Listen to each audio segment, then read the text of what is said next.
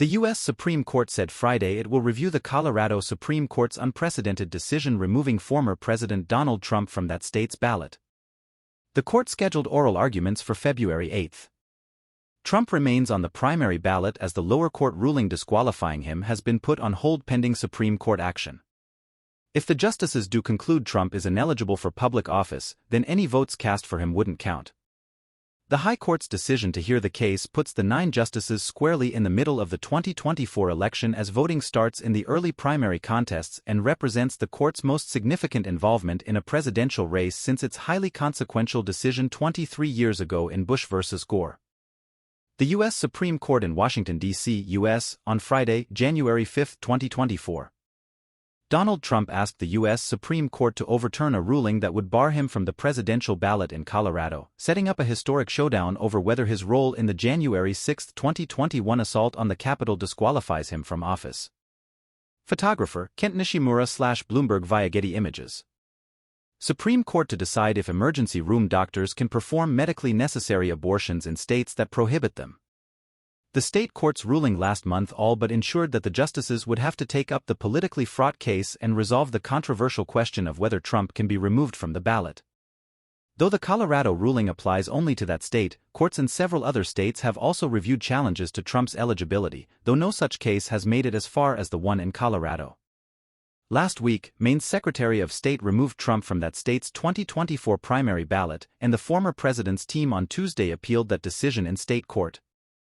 The Oregon Supreme Court could also soon rule on a bid to remove Trump from that state's primary and general election ballots because of his role in the January 6, 2021 insurrection, underscoring an urgent need for the justices in Washington to act quickly in the Colorado case. Trump's campaign said it welcomes a fair hearing at the Supreme Court over the Colorado ballot challenge. The so-called ballot challenge cases are all part of a well-funded effort by left-wing, political activists hell-bent on stopping the lawful re-election of President Trump this November, even if it means disenfranchising voters, a campaign spokesman Stephen Chung said in a statement. "We are confident that the fair-minded Supreme Court will unanimously affirm the civil rights of President Trump and the voting rights of all Americans." Sean Grimsley, attorney for the petitioners challenging Trump's eligibility who also asked the Supreme Court to hear the case, told CNN on Friday evening that he's thankful for the High Court's decision. "We're also gratified the court is setting it on an expedited schedule," Grimsley told CNN's Erica Hill on Gore and Burnett out front, adding that he expects the justices to decide the issue well before the state's primary on March 5. The Colorado decision has been on pause pending the U.S. Supreme Court's resolution of the case, and the state's top election official on Friday certified the 2024 presidential primary ballots with Trump's name on the Republican ballot. Should the justices conclude Trump is ineligible for public office before Colorado's primary, then any votes cast for him wouldn't count. Washington, D.C., January 4. A view of the U.S. Supreme Court on Thursday morning, January 4, 2024 in Washington, D.C. Former President Donald Trump has petitioned the U.S. Supreme Court to keep his name on the primary ballot in Colorado. Earlier in December, the Colorado Supreme Court ruled 4-3 that former President Donald Trump is ineligible to run for the White House and appear on the state's ballot, citing the U.S. Constitution's insurrection clause in the 14th Amendment. Photo by Drew Engerer/Getty Images. Here's what the Supreme Court faces as justices discuss Trump's eligibility. Trump appealed the Colorado decision to the U.S. Supreme Court on Wednesday, a week after the state's Republican Party also asked the justices to hear the case.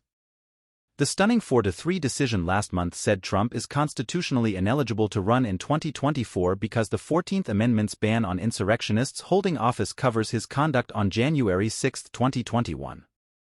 In our system of government of the people, by the people, and for the people, Colorado's ruling is not and cannot be correct, attorneys for the former president wrote in their petition to the court. The Colorado Supreme Court erred in how it described President Trump's role in the events of January 6, 2021, they argued in the filing. It was not insurrection and President Trump in no way engaged in insurrection. Expedited schedule. The court set an extraordinarily fast schedule to hear the Trump ballot dispute. Trump is set to file his opening brief in the case by January 18. The Colorado voters challenging his eligibility for office will file their opening arguments by January 31. This timeline compresses the normal briefing schedule to one-third of its typical length, underscoring how quickly the justices are choosing to move. Per the court's usual practice in these kinds of cases, the order does not say how individual justices voted. Thomas doesn't recuse himself from court's decision. Justice Clarence Thomas did not immediately recuse himself from the case, something he was facing pressure to do from House Democrats who had seized on his wife's conservative activism and efforts to reverse the 2020 election results. In a letter sent by 8 Democrats on Thursday to Thomas, the lawmakers argue his wife, Virginia Ginny Thomas's role in the January 6 Stop the Steal rally that she attended make it unthinkable the conservative justice could be impartial in deciding whether the event constituted an insurrection.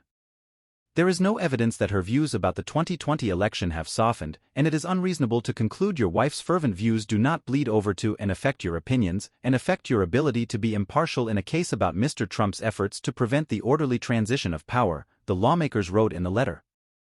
Grimsley, the plaintiff's attorney, told CNN they have no plans to ask Thomas to recuse himself. I suppose if something came out that we're unaware of we might change our mind, but at this point we do not plan to seek recusal, he said Friday. Thomas or any other justice could recuse themselves at a later point. Trump said Friday night that he hopes the 3 justices he appointed to the Supreme Court, Neil Gorsuch, Brett Kavanaugh and Amy Coney Barrett, would be fair. All I want is fair, Trump said at a campaign event in Sioux Center, Iowa. I fought really hard to get 3 very, very good people in. They're great people, very smart people.